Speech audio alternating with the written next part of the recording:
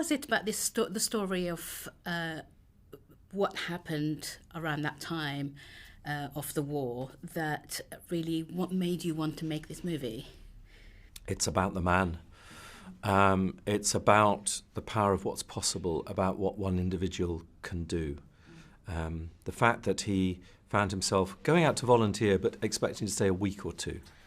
And then seeing things that, as he said, his words, I could not unsee. And everybody telling him it was impossible to sort it out made him want to demonstrate that there was always a way. And I think the idea, this lesson that, and today we can be rightly overwhelmed by the world around us and go, but it's above my pay grade. It's beyond my power and capability, my resources to make any impactful change. And his approach was, no, it's not. Just do the bit you can do. Yeah. I'm assuming that you've worked quite sort of in close proximity with the Robert Winston's family to tell the story. Can you talk us through about that kind of dynamic with them? The producers from Seesaw Films were busy on The King's Speech at the time. They left the set, The King's Speech, to go and meet Nicky. That was back in 2010.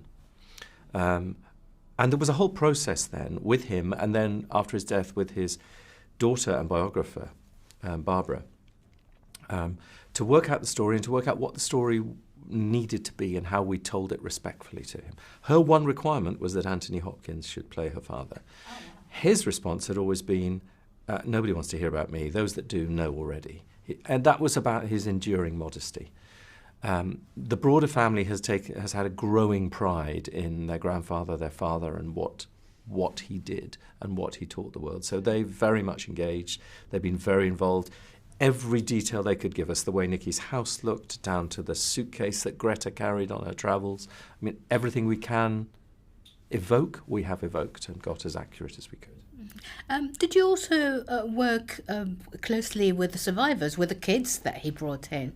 And how was it difficult to manage to sort of to regroup such a vast amount of people who were helped? And there is a link still. There's a thing called the Nicky Winton Trust. When Nicky was alive, they called themselves informally Nicky's Children.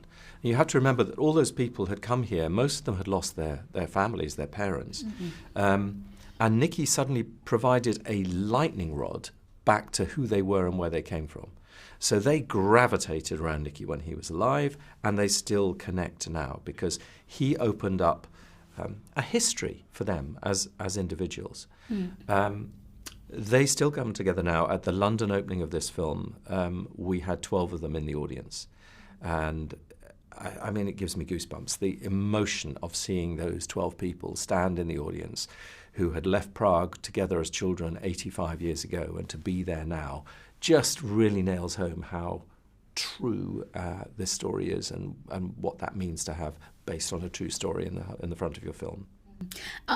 You've by some sort of coincidence, your film's coming out at the same time as current events, and how does that feel for you to be sort of presenting this film in the middle of what's happening in the Middle East and with the resurgence of hateful, sentiments towards Jews? I think what Nicky would say is he would remind us that every life is equal, every life matters. He went out of his way to say, I'm saving children of all faith and none, and that it shouldn't be about that. He would, of course, be appalled by what's going on at the moment, and I feel confident speaking for him in this, that he'd be depressed that this is where we are now. But his is such an example of human decency that I think that's what we should take away from the film at this moment, rather than any specific lessons to translate into where we are.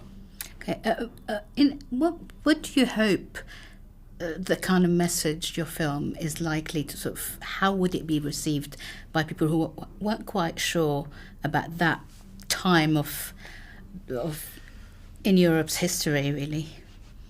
It was really interesting in presenting it in Rome recently, because of their politics, obviously, at the time. They didn't know about this. So I had, again, there were secondary school, high school age children coming up to me and saying, we just didn't know about this. We didn't know about this story. I really didn't know how 1,500 kids brought into a room in Italy would respond to this story. And it was overwhelming how interested they were, how they felt they needed to know more about this. So I think there is an enthusiasm to understand it. I really hope so. And I think the reason for that is at its heart, it's just simply powerfully human. So we're not giving a history lesson, we're giving a humanity lesson. Wonderful. Thank you so much for your time and congratulations on the movie. Thank you very much. Nice to meet you. Ladies and gentlemen, you're watching Hey You Guys! Hey, you guys! Hey You Guys! Hey, that's what they all say. Hey You Guys! Hey, you guys!